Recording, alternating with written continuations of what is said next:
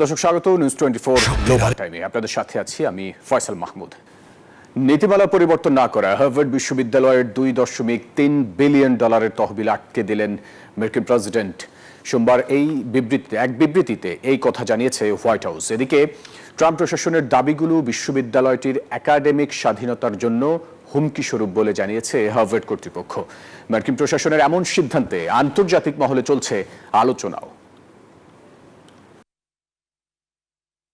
ট্রাম্পের শর্ত না মানার চরম মূল্য দিতে হলো হার্ভার্ড বিশ্ববিদ্যালয়কে।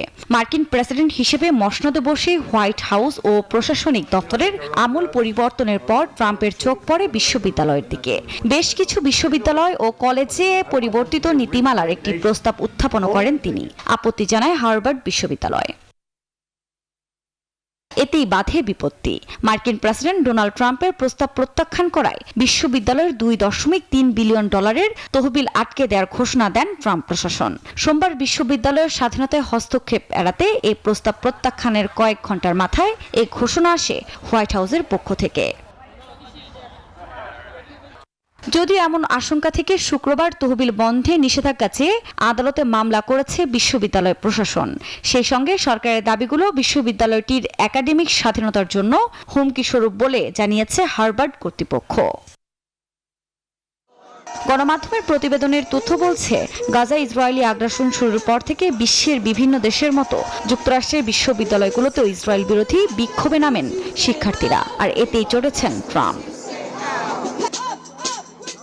এই ইস্যুতে যুক্তরাষ্ট্রের বিভিন্ন বিশ্ববিদ্যালয়ের ক্যাম্পাসে ইহুদি বিদ্বেষ ছড়িয়ে পড়ার অভিযোগ মার্কিন প্রেসিডেন্টের। এছাড়া ফিলিস্তিনপন্থী বিক্ষোভে অংশ নেওয়া বেশ কয়েকজনকে আটক করে বিতরণের প্রক্রিয়া শুরু করা হয়েছে। অনেকের ভিসাও বাতিল করা হয়েছে এরই মধ্যে। এদিকে ট্রাম্পের এমন সিদ্ধান্তে আন্তর্জাতিক মহলে চলছে ব্যাপক আলোচনা। আফরিন মৌ, নিউজ 24। ইউক্রেনের সুমিতে ভয়াবহ রুশ হামলার পর এবার রাশিয়ার কুর্স্কে ড্রোন হামলা চালালো ইউক্রেনীয় বাহিনী। মঙ্গলবার ভোরের এই হামলায় প্রাণহানি হয়েছে একজনের, আহত হয়েছেন কমপক্ষে 9 জন। এরই মধ্যে রাশিয়ার সঙ্গে যে কোনো ধরনের শান্তি চুক্তির আগে ইউক্রেন সফরের জন্য মার্কিন প্রেসিডেন্ট ডোনাল্ড ট্রাম্পকে আহ্বান জানিয়েছেন ইউক্রেনের প্রেসিডেন্ট ভলোদিমির জেলেনস্কি। এদিকে হাঙ্গেরি জানিয়েছে ইউক্রেনে ইইউ এর যে কোনো সামরিক প্রশিক্ষণের বিরোধিতা করবে তারা। ইউক্রেনের রুশ বাহিনীর ভয়াবহ হামলার পর মঙ্গলবার ভোরে পশ্চিম রাশিয়ার কুরস্কে একটি অ্যাপার্টমেন্ট ভবনে ড্রোন হামলা চালায় ইউক্রেন। কামিকাজের ড্রোনের আঘাতে ঘটে প্রাণহানির ঘটনা, আহত হন বেশ কয়েকজন। ড্রোনগুলো 5টি আবাসিক ভবন ক্ষতিগ্রস্ত করেছে বলে জানিয়েছে কর্তৃপক্ষ।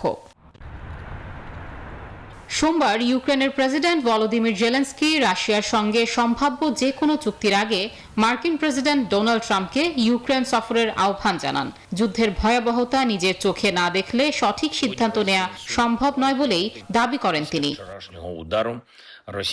অনুগ্রহ করে যে কোনো সমঝোতার আগে ইউক্রেনের বাস্তবতা দেখে যান।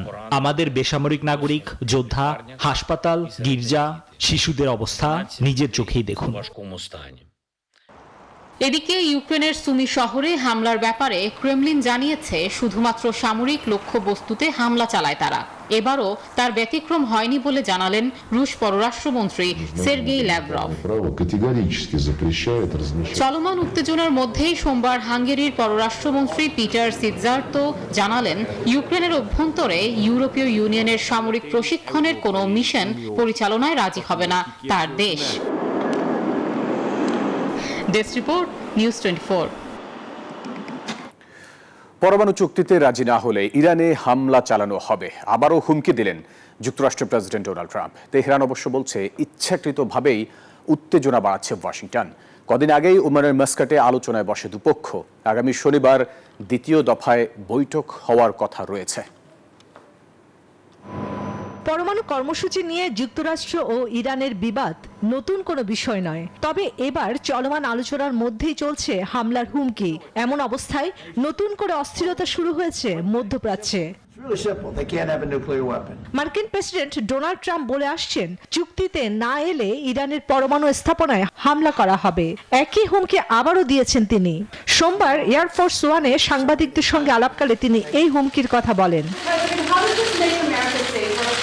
ইরানের দাবি তাদের পরমাণু কর্মসূচি সম্পূর্ণ শান্তিপূর্ণ, কিন্তু এই ইস্যুকে অজুহাত বানিয়ে পশ্চিমারা ইচ্ছাকৃতভাবে উত্তেজনা বাড়াচ্ছে। ওমানের মাস্কাটে দুই দেশের মধ্যে আলোচনা চলছে। প্রথম দফার বৈঠক বন্ধুত্বপূর্ণ পরিবেশে গঠনমূলক হয়েছে বলে জানিয়েছে তেহরান। আগামী শনিবার বৈঠক হবে দ্বিতীয় দফায়। দুপক্ষের এই আলোচনা সরাসরি নয়, চলছে বার্তা আদান প্রদানের মাধ্যমে। ইরানের পররাষ্ট্র মন্ত্রণালয়ের মুখপাত্র ইসমাইল বাঘাই জানান, যুক্তরাষ্ট্রের হুমকি ও নিষেধাজ্ঞার মধ্যে সরাসরি বৈঠক সম্ভব নয়। যতক্ষণ চাপ আর হুমকির ভাষা ব্যবহার করবে যুক্তরাষ্ট্র, ততক্ষণ সরাসরি আলোচনা নয়। তিনি জানান, রাশিয়া ও ইউরোপ সহ অন্যান্য দেশগুলোর সঙ্গেও তাদের আলাপ চলমান। ট্রাম্পের প্রথম মেয়াদে ইরানের সঙ্গে যুক্তরাষ্ট্রের সরাসরি কোনো বৈঠক হয়নি, তবে দ্বিতীয় মেয়াদে ক্ষমতা আসার পর ওমানে অনুষ্ঠিত বৈঠকটি উভয় পক্ষের জন্য একটি নতুন অধ্যায়ের সূচনা করেছে বলছেন বিশ্লেষকরা। চন্দ্রানী চন্দ্রা, নিউজ 24। যুক্তরাষ্ট্রের একতরফা বাণিজ্য হুমকি মোকাবিলায় ইউরোপের পর এবার দক্ষিণ পূর্ব এশিয়ার দেশগুলোকেও পাশে থাকার বার্তা দিয়েছে চীন। জানায়, ভুক্তভোগী দেশগুলোর উচিত ভয় না পেয়ে ঐক্যবদ্ধভাবে মার্কিন একতরফা হুমকির প্রতিরোধ করা। এমনকি যুক্তরাষ্ট্রের বাণিজ্য যুদ্ধ মোকাবেলায় ভারতের সঙ্গেও সখ্যতা চাইছে চীন। ডোনাল্ড ট্রাম্পের শুল্ক নীতিকে কেন্দ্র করে এখন তোলপাড় গোটা বিশ্ব। এ নিয়ে যুক্তরাষ্ট্রের সঙ্গে চীনের বাণিজ্য যুদ্ধ ক্রমশই তীব্র হচ্ছে। মূলত যুক্তরাষ্ট্রের বৈশ্বিক শক্তি ও প্রভাবকে কাজে লাগিয়ে বেইজিং এর উপর চাপ সৃষ্টির চেষ্টা করছে ট্রাম্প প্রশাসন। তবে যুক্তরাষ্ট্রের হুমকি ধামকির কাছে নতি স্বীকার করার কোনো লক্ষণ দেখা যাচ্ছে না চীনের মধ্যে। এরই মধ্যে যুক্তরাষ্ট্রের একতরফা বাণিজ্য হুমকি মোকাবেলায় ইউরোপকে পাশে থাকার আহ্বান জানিয়েছেন শি জিনপিং। এবার দক্ষিণ পূর্ব এশিয়ার দেশগুলোকেও পাশে রাখতে ভিয়েতনাম, মালয়েশিয়া ও কম্বোডিয়া সফর করছেন চীনা প্রেসিডেন্ট। ভিয়েতনাম সফরে শক্তিধর দেশের একতরফা হুমকি মোকাবেলায় ঐক্যবদ্ধ থাকার আহ্বান জানিয়েছেন তিনি। ধারণা করা হচ্ছে একই আহ্বান জানাবেন মালয়েশিয়া ও কম্বোডিয়ার প্রতিও, কেননা ভিয়েতনাম সফরের পর মঙ্গলবারই মালয়েশিয়ায় পৌঁছান চীনা প্রেসিডেন্ট। এরপর চীনা প্রেসিডেন্ট যাবেন কম্বোডিয়া। সেখান থেকে 18 ডিসেম্বর সফর শেষে দেশে ফেরার কথা রয়েছে শি জিনপিং এর। এখানেই শেষ নয়, যুক্তরাষ্ট্রের একতরফা বাণিজ্য হুমকি মোকাবেলায় প্রতিবেশী আঞ্চলিক প্রতিদ্বন্দ্বী ভারতকেও পাশে চাইছে চীন। এরই মধ্যে দীর্ঘদিন ধরে বন্ধ থাকা আকাশপথে যাত্রীবাহী বিমান পরিষেবা পুনরায় চালুর বিষয়ে আলোচনা শুরু করেছে দিল্লি, বেইজিং। প্রতিবেশী দুই দেশের মধ্যে যাত্রীবাহী বিমান চলাচল শুরুর বিষয়ে এক দফাও আলোচনাও হয়েছে, যদিও এখন পর্যন্ত আকাশপথে যাত্রী পরিবহনের বিষয়ে চূড়ান্ত তারিখ নির্ধারণ করা হয়নি। আসমা তুলি, নিউজ 24।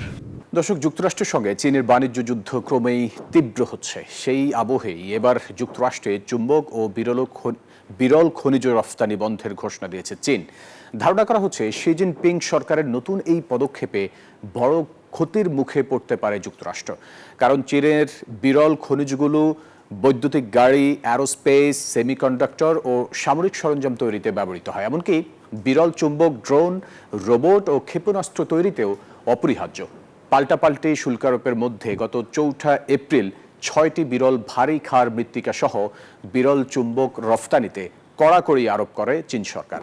ওই বিরল খনিজ শুধুমাত্র চীনেই পরিশোধন করা হয়। বিরল চুম্বকের 90% এশিয়ার বৃহৎ অর্থনীতির এই দেশটিতেই উৎপাদন হয়।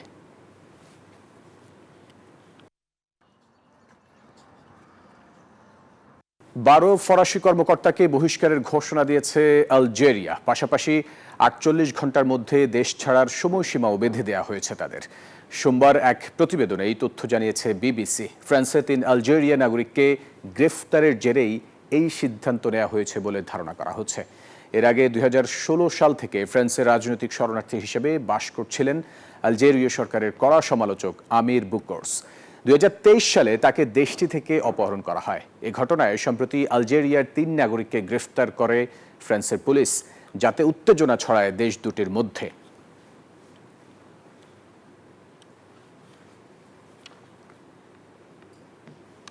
দুর্নীতি দমন কমিশন দুদকের বিরুদ্ধে রাজনৈতিক উদ্দেশ্য প্রণোদিত অপপ্রচার চালানোর অভিযোগ তুলেছেন ব্রিটেনে ক্ষমতাসীন লেবার পার্টির এমপি ও সাবেক মন্ত্রী টিউলিপ সিদ্দিক। সোমবার গার্ডিয়ানের এক প্রতিবেদনে বলা হয়, বাংলাদেশে এই গ্রেফতারি পরোয়ানা জারির বিষয়ে লন্ডনে সাংবাদিকদের প্রশ্নের মুখোমুখি হন টিউলিপ সিদ্দিক। গ্রেফতারি পরোয়ানার প্রতিক্রিয়া জানিয়ে তিনি সাংবাদিকদের বলেন, বাংলাদেশি কর্তৃপক্ষ মিডিয়া ট্রায়াল করছে। টিউলিপ বলেন, তার আইনজীবীরা সক্রিয়ভাবে বাংলাদেশি কর্তৃপক্ষের কাছে লিখেছিলেন, কিন্তু তারা কোনো উত্তর দেননি।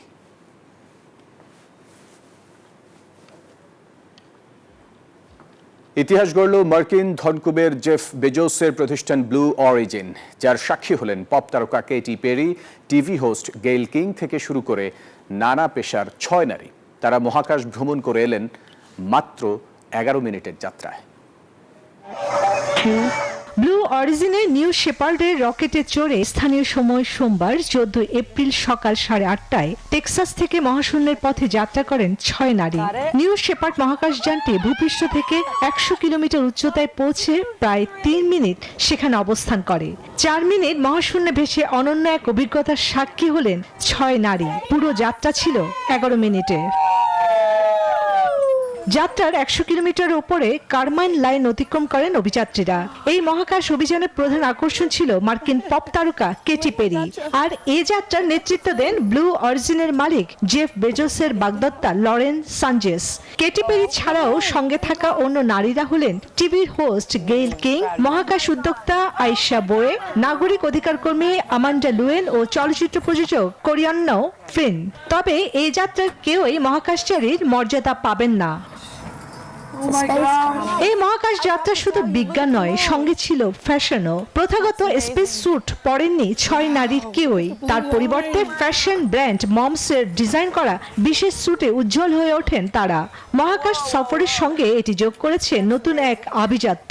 1963 সালে সোভিয়েত নভোচারে ভ্যালেন্টিনা তেরেস্কোভার একক মিশনের পর এই প্রথম অল উইমেন স্পেস মিশন। জানা গেছে মহাকাশে অবস্থানকালে 6 নারী তাদের আসন থেকে উঠে চারপাশ দেখতে থাকেন। এছাড়া ক্যাপসুলের বড় জানালা দিয়ে পৃথিবীর দৃশ্য উপভোগ করেন তারা। এরপর 3টি বিশাল প্যারাসুটে ভর করে নিরাপদে পৃথিবীতে অবতরণ করে নিউ শেপার্ড। 6 নারীর এই ঐতিহাসিক অভিযান শুধু মহাকাশে নয়, ঠাঁই করে নেবে নতুন প্রজন্মের কল্পনায়। চন্দ্রা, নিউজ 24। কানাডার 45তম প্রেসিডেন্ট নির্বাচনকে সামনে রেখে একের পর এক প্রতিশ্রুতি দিয়ে যাচ্ছেন প্রার্থীরা। ইতিমধ্যে প্রার্থীদের চূড়ান্ত তালিকা প্রকাশ করেছে ইলেকশন কানাডা। দেশটির পার্লামেন্টে 343টি আসনের মধ্যে প্রায় 1900 প্রার্থীর নাম ঘোষণা করেছেন ইলেকশন কানাডা। এর মধ্যে বিভিন্ন রাজনৈতিক দল ও স্বতন্ত্র প্রার্থী রয়েছে। লায়লা নুসরাতের তথ্য ও ছবিতে ডেস্ক রিপোর্ট। রাজনৈতিক অস্থিরতার মধ্যেই আগামী 28 এপ্রিল নিজেদের পছন্দের প্রেসিডেন্ট বেছে নিতে ভোট দেবেন কানাডার নাগরিকরা। দেশটির 45তম প্রেসিডেন্ট নির্বাচনের 3টি প্রধান রাজনৈতিক দল লিবারেল পার্টি, কনজারভেটিভ পার্টি ও এনডিপি তারা প্রত্যেকেই 343টি আসনের মধ্যে 342টি আসনে প্রার্থী দিয়েছেন। একটি করে আসনে প্রত্যেকেরই প্রার্থী বাদ পড়েছে।